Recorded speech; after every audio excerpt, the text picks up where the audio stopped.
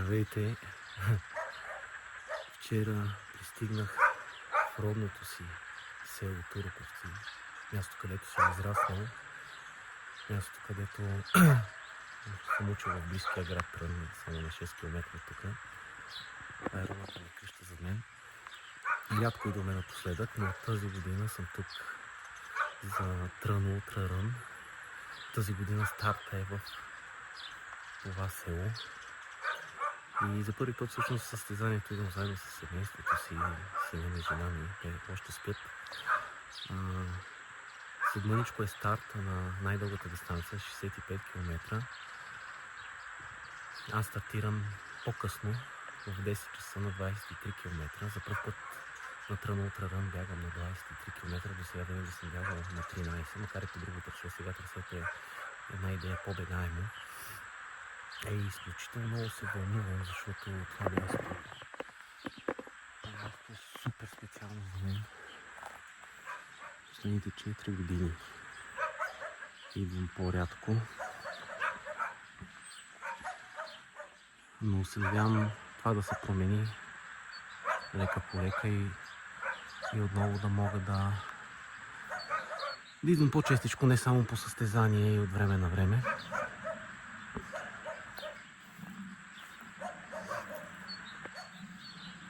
Люлеците вече цъфнаха. Аз ще изчакам да стартират първите на дългата дистанция. Трасето всъщност минава покрай нашата къща.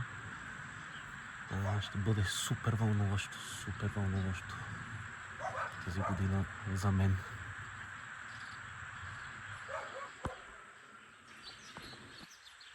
Тък му тръгнаха, дадоха старта преди секунди.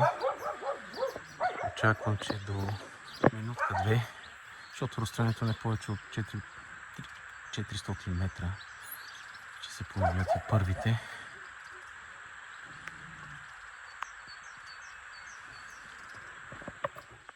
Тук очаквам, поне беше дал заявка и се е регистрирал Петър Христов, който само преди седмица направи рекорд на черното трасе на Коджакая. Да видим днес дали ще участва и дали ще спечели 65 км дистанция. Първия вече се задава.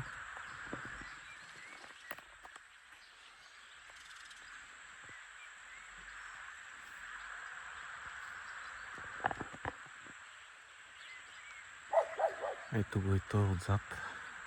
Следвам в тази групичка.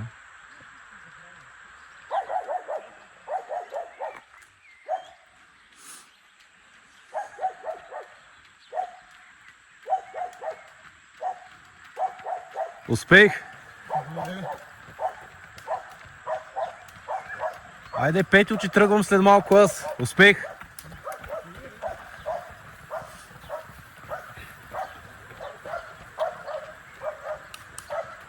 Успех!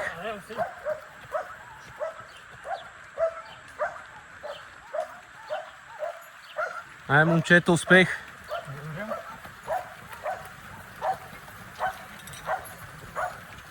Успех!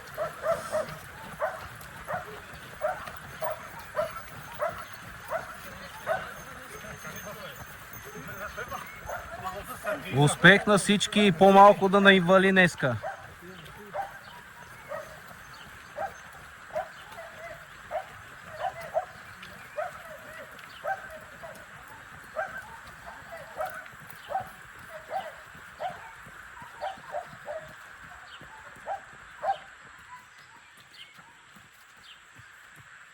Успех!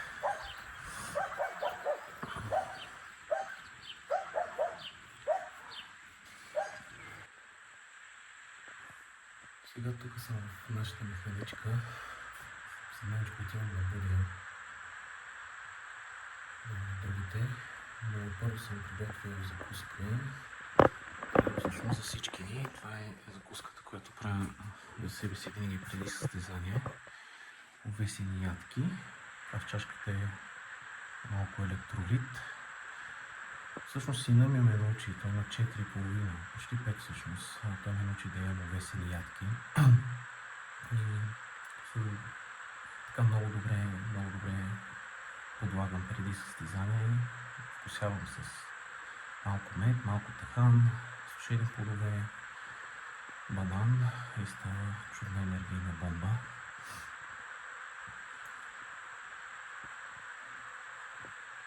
Отивам да ги будя, за да имам време да се ги приготвя, да загрея и да слизам към старт-финалната зона. Вече отиваме към старт-финалната зона.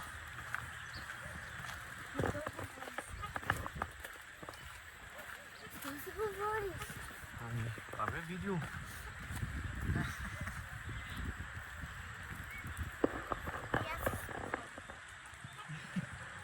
Площада, тук му казваме Дюкян. Отивам на Дюкян.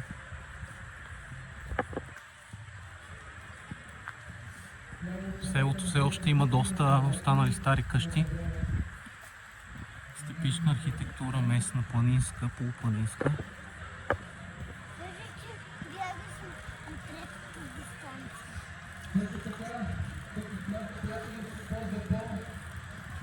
Доста и имоти се купиха в селото последните години, има доста нови заселници. София, Перник, от всякъде.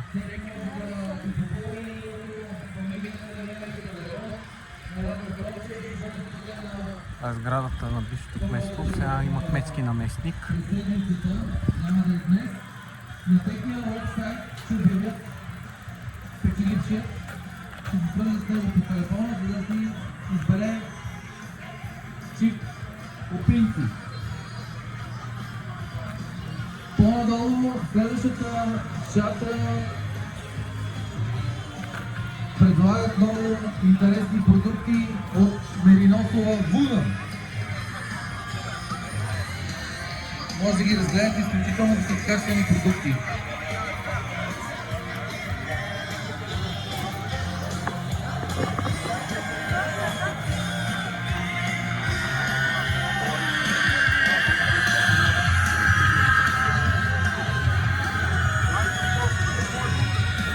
Добро утро!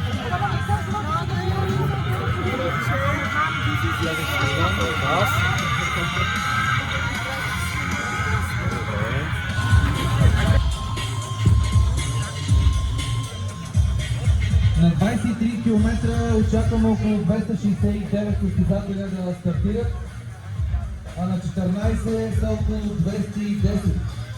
Опашката за стартови номера е доста голяма, много малко хора са си взели номерата в София, в Перник. Няма да бъде лесно. В Трънско никога не е било лесно.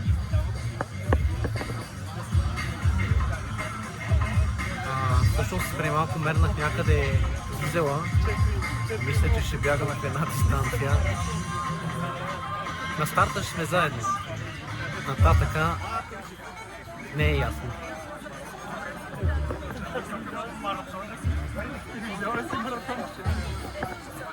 Стартира се в тази посока на там по улицата и следвате маркировката. Маркирано е много добре, на ключовите места има хора по трасето. Има още няколко места с автоматично отчитане. Едното е на Хижа Руй, другото е на връх Мали Руй. Трябва да преминете, те са две устройства, между двете устройства, за да ви отчете системата. Много моля на спусканията от Руй и от Орловец. По-внимателно, по-бавно, много са стръмни спусканията, в момента е кално и много хлъзгаво. По-добре да загубите някакви секунди, но да няма падания.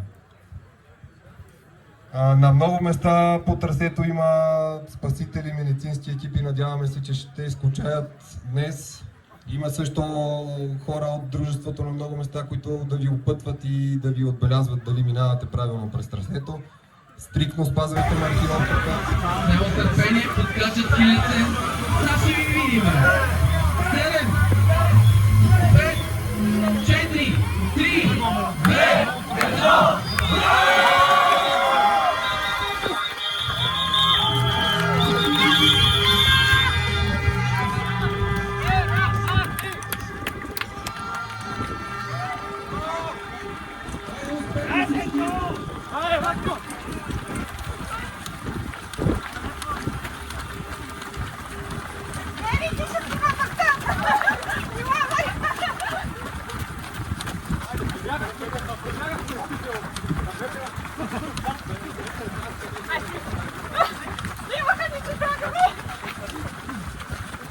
И сме в началото за сега.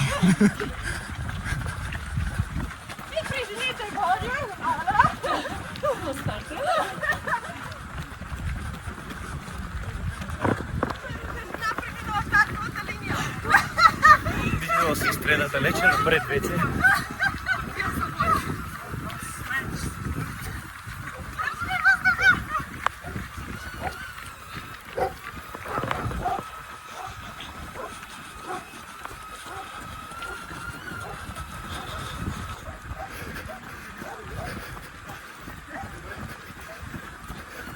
Марти!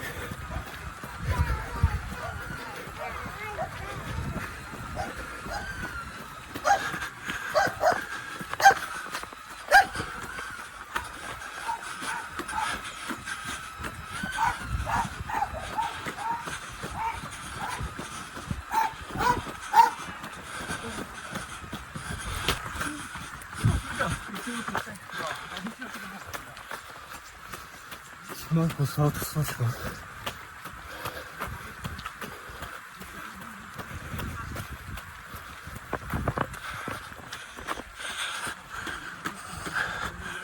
Тук сега ще ви покажа нещо много важно за селото в миналото. Тази шрутената сграда беше селския казан, където печем ракията.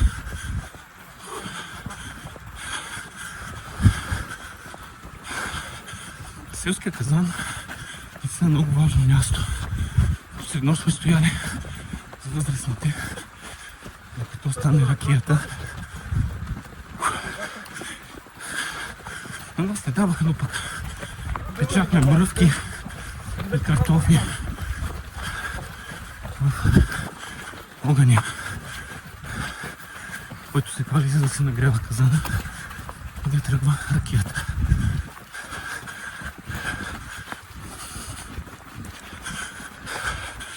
Се наближаваме момент, в който вече тази част на селото има доста нови заселници. С много построени къщи.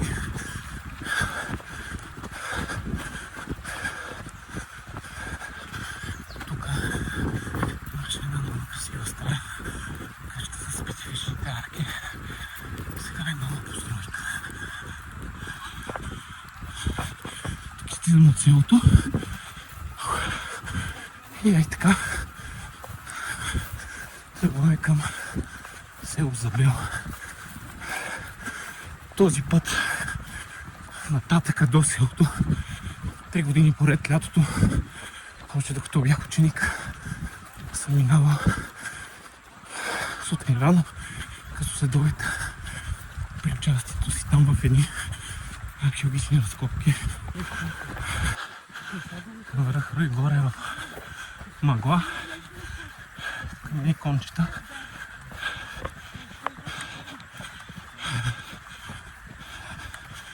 Сега сме между Турковци и Зелен Изобел.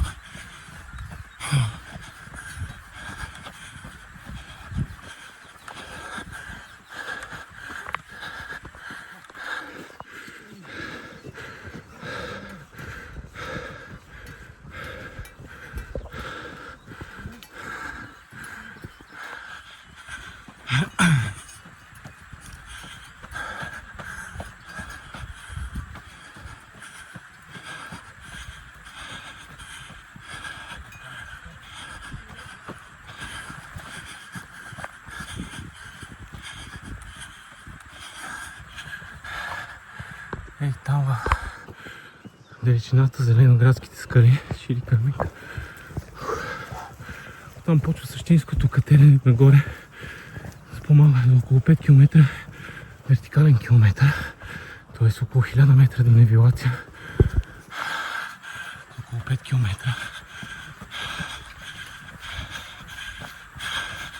Правил съм го по принцип. Истината, когато правя тук състезанието вертикален рой. Само че тогава това е състезанието. О, зеления град. Догоре 5 км и нещо. А сега до там имам 5 км и нещо. И нагоре още 5. И след това още 12. Уха.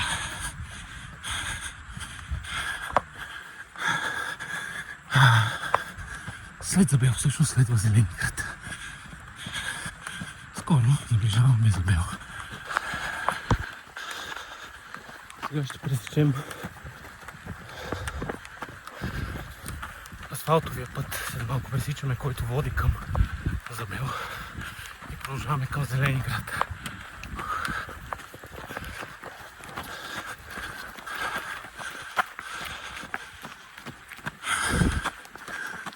Това е село Забел.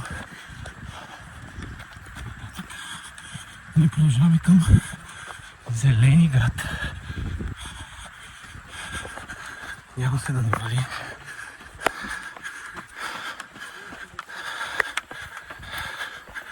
За днес избрах Asics, който е Gore-Tex, заради дъжда, който валя до сутринта и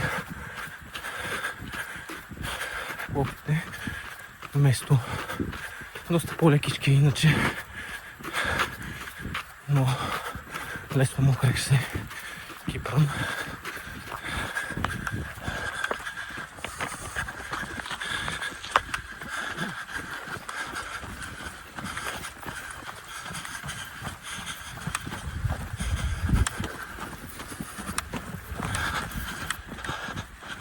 Така вече влизаме и в Зеленинград. Селата тук в Знеполето, тази готовина се казва Знеполе, са на малко разстояние едно от друго и са купни, т.е. не са пръснати на отдалечени махали. Имат махали, но те са в рамките на селото.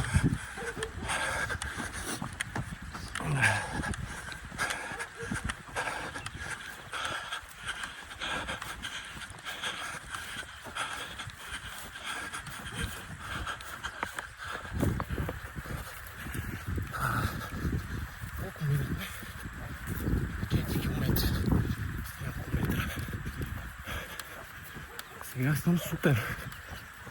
С мен има доста. Обаче пред мен има доста. Зеленинград е много големите села. Все още е по-било доста по-голямо. Както и моето Турковци, не е било е близо 800 човека Турковци. Сега са под 100.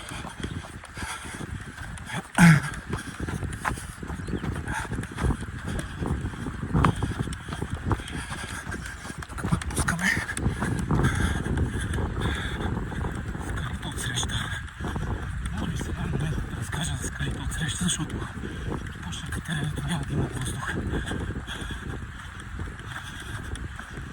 Градските скали доста мъчително се стигат на целото. Според преданието, някога там е имало крепост през средновековието. Било е част от укрепителната система на Самуил преди падане под византийска власт. Горе има една скална ниша с кърлите и малка пещера, която наречена Царева църква. Смята се, че там имало църквичка, скална църква. Сега местно предание, аз не знам доколко е народно предание, доколко е източника, е първоизточника литературен. Не съм се занимавал да проверя, но разказва, че там вече при падането под османска власт се оттеглила царицата съпруг на Иван Шишман при неговия верен болярин Руйо.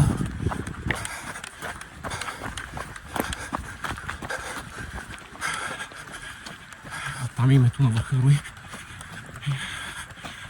И вътре се молила за българското царство и за Иван Шишман. Затова и Царева църква наречена.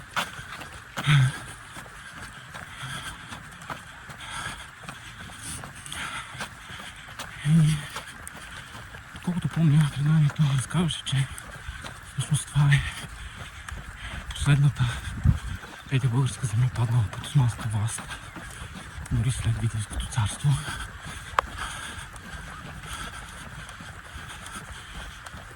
Тересата като разбрала, че няма да се спаси, жива скочила от горе.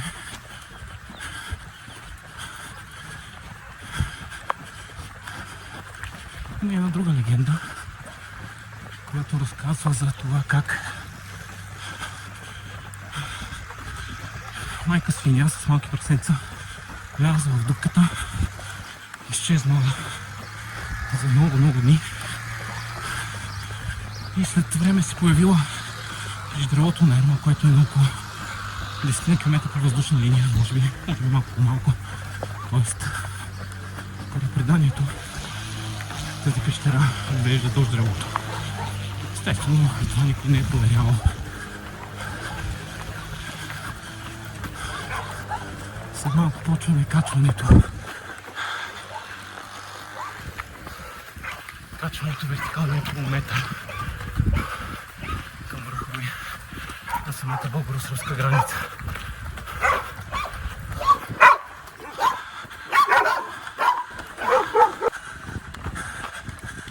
Тук минаваме покрай старото училище в Зеленинград, купено преди доста години, но нищо да се прави, даже виждам табелка продава се.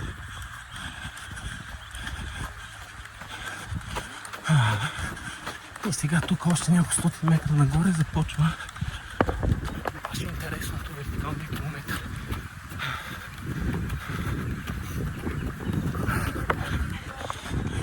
Този вертикалния километър се познаваме от тук, тази пътечка.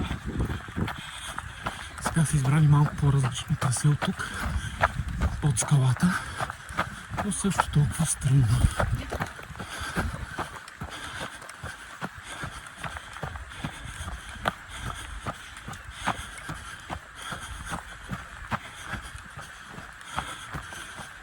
След малко вадя и щеките.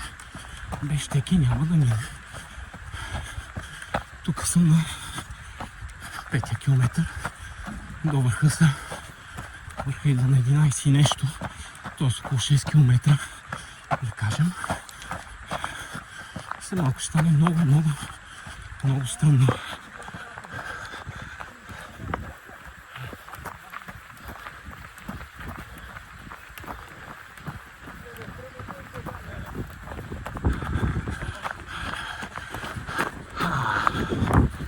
Тук последния, може би правен участък.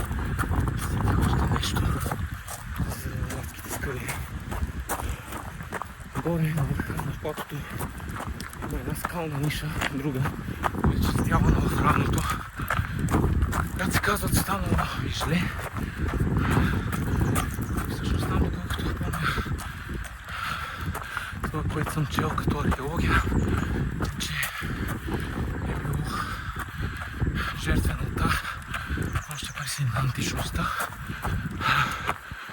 Късно, вероятно, наслоено вече с християнски вярвания.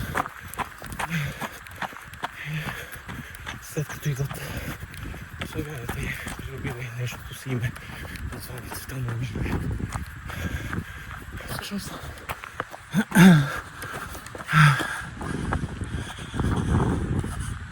тук е интересното, че на Силни заповестник също горе на времето и тази традиция днес се поддържа с може би кратко закухване. В последните години се поддържа паленето на огньове горе на високото. Като аз помня, като дете палехме гуми, автомобилни, трактор, нещо доста гадно и неекологично. Сега забелявам, че хората четат повечко и се връщат си към някои по-стари практики, издигане на големи клади от клони, слама, правене на оратници. Този интерес към традициите, към времето, общо взето даже преди нашите баби и дядовци, които са израснали по време на тък и десето, интерес към тези традиции се забелязва и тук в руския край, както навсякъде в страната.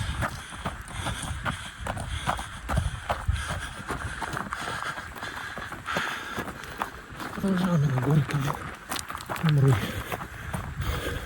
който тук не се вижда, но той е в мъгли в момента.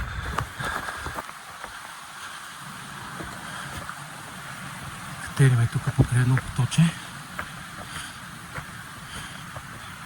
Вече около километър и малко от вертикалния километър. Стават още около километра и нещо догоре. Вече стана тегло.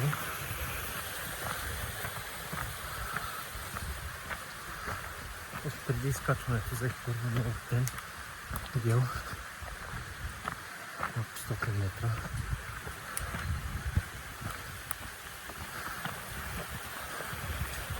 Хидратирам се, този път електролитите са добре.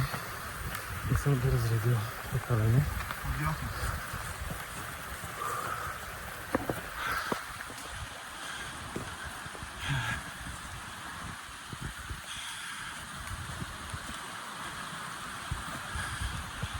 Целта е в рамките на 4 часа и малко, без да бързам, особено много.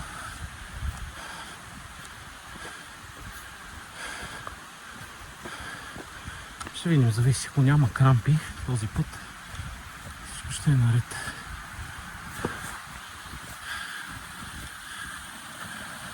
А си е страничко.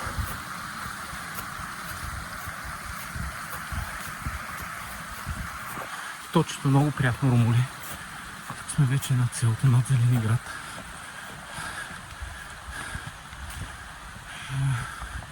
Горе в планината, знам, че някъде ще минем с такова място, но няма да го разпознаем. Но на времето има големи ливади и пасища.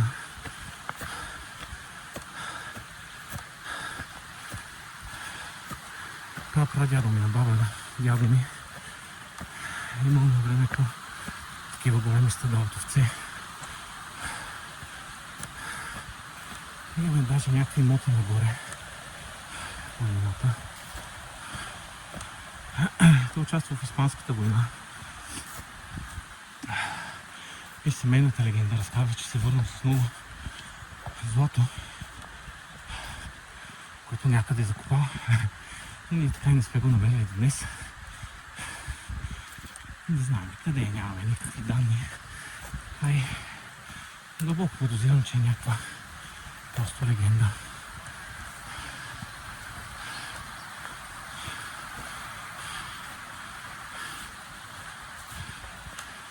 Баба ми е родена в Туруковци.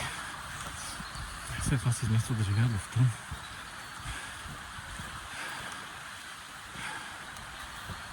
След това тя се омъжва за дядо ми от Брезник. Там той отива в Кремиковци в София да работи. И аз сега живея всъщност в семейството си в Кремиковския апартамент. От дядо ми и баба ми. Но така се случи, че сега няма да разказвам цялата история, но защото на 90-те се наложи баба ми да се пенсионира, върна се тук. Вилата вече бяхме построили. И тръпи страни учихме в Трън. Аз от 4-ти, той втори клас. Следното образование съм завършил в Трън. След това също съм работил в Трън след студентските години, как управител на местния туристически център от 2004 до 2008 година. Всъщност това, което сега прави Трънското туристическо дружество. В някаква степен основите положихме с колегите ми тогава. В началото на първата половина на 2000-те години. Но те това, което правят в момента, е невероятно просто. На светлини години дори повече това, което мечтавам някога.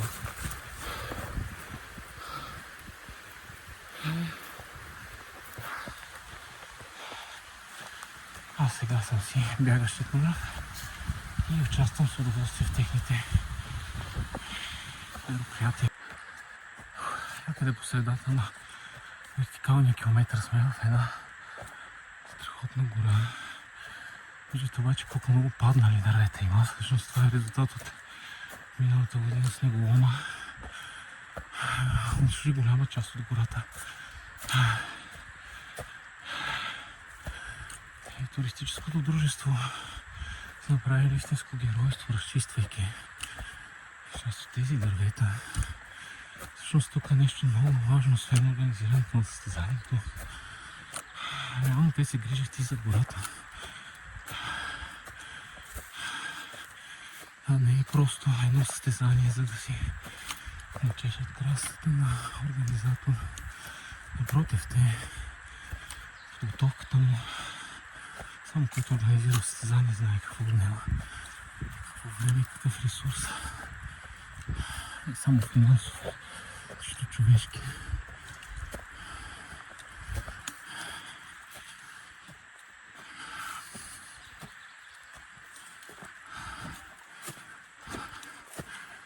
Страничко е тук.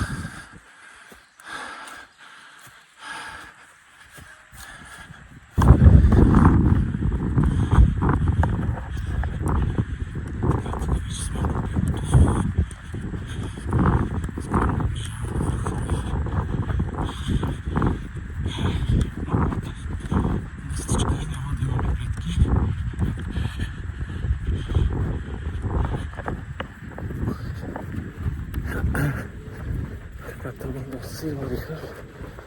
Първо съм бял да отпуснат и да нямам крампика преди 2 седмици.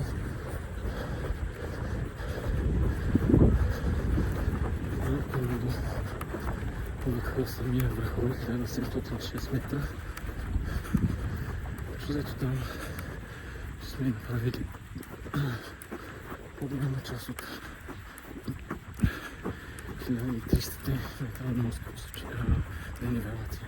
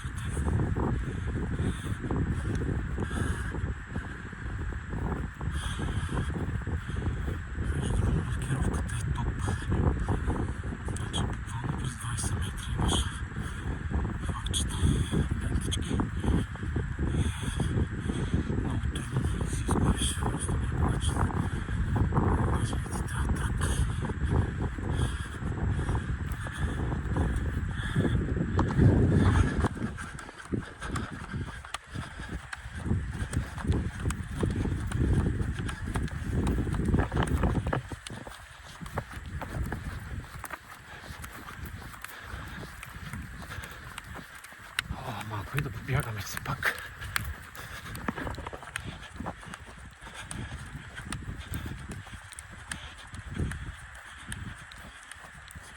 Няколко стотин метри имаме до върхове.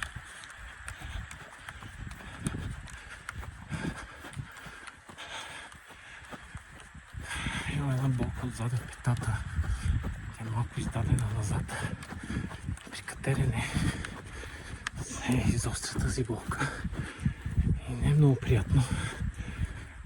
С другите обувки по-бързо се усеща.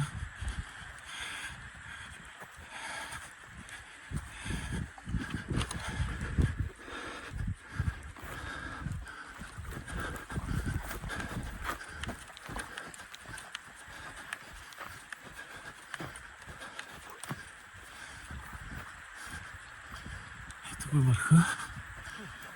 След това почва пускане до хижата, където е пункта. Хижа Руи.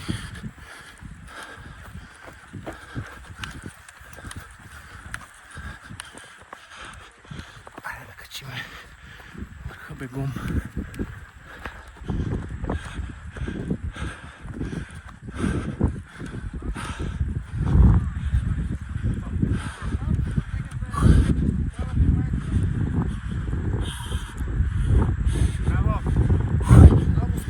Merci.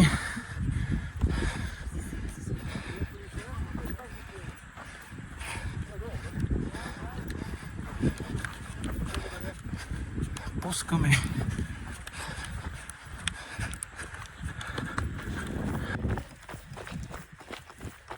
Тук пускаме вече към хижата. И е доста стръмно. Дръж.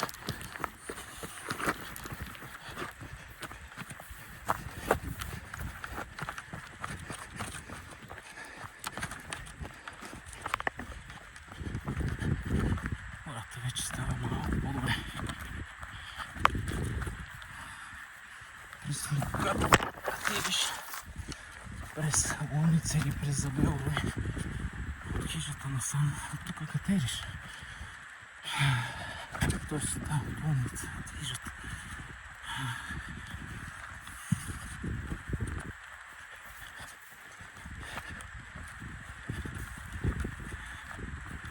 Нещо усещам, че почва да се стягат мускулите сега на пункта на хижата. Един магнези превентивно. Тези спускания хищни са лесни.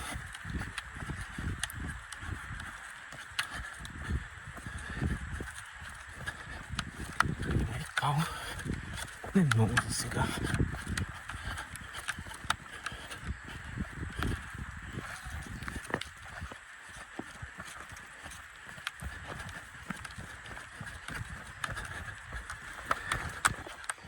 Тук почти стигаме при хижата. За съжаление, усещам леки начинки на капка в прасеца. Гледаме бъдърото в прасеца. Ще вземем мерки сега тук.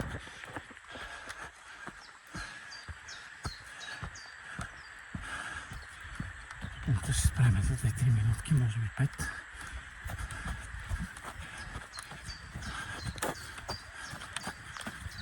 Почва да рами, не е много добре.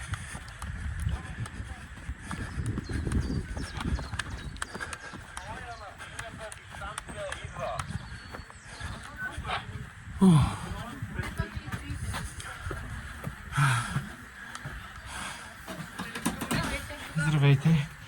307, ако записвате.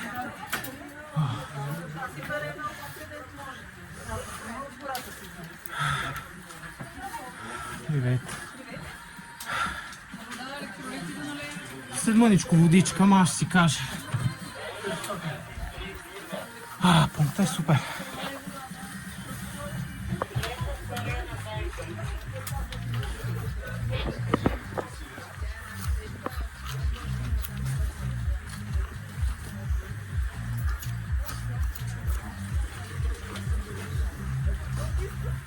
Нашим господа.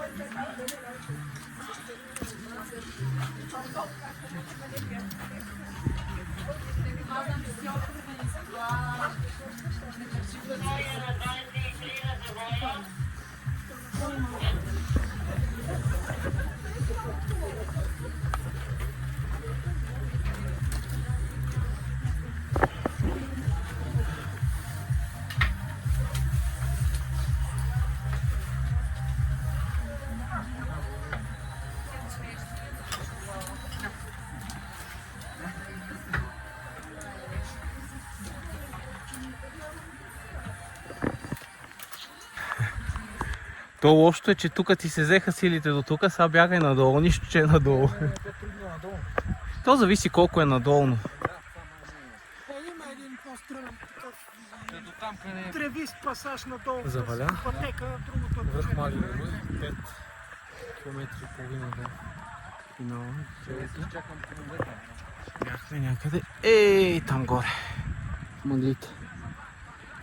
За съжаление батерията е много малко и не можах горе да снимам и под насам. Имаше доста интересни местенца. Знае полето.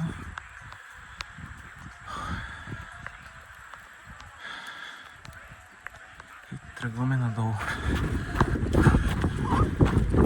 Тук сме месостта Кръст. Черешови насъждения.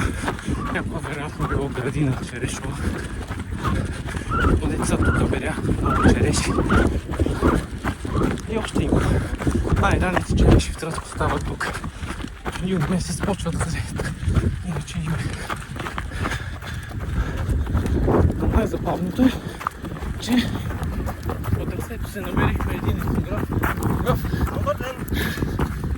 тягата на ултраран. Не остана долу е финал.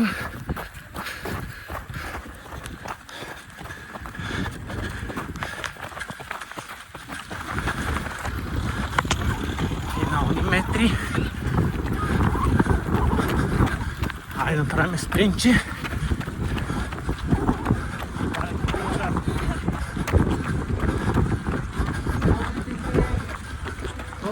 Автентично покисно мляко.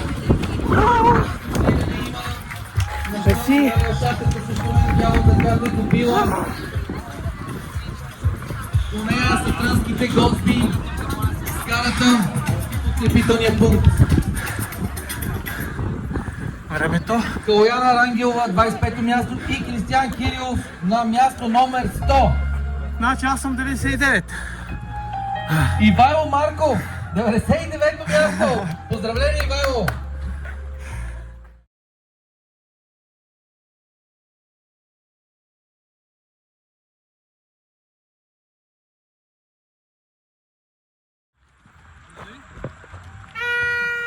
И ето го Петър Христов, само седмица след рекорда на Клуджата. Победа и рекорд и тук, защото няма друг, който да е бягал това трасе. Давай, давай, давай, давай, давай.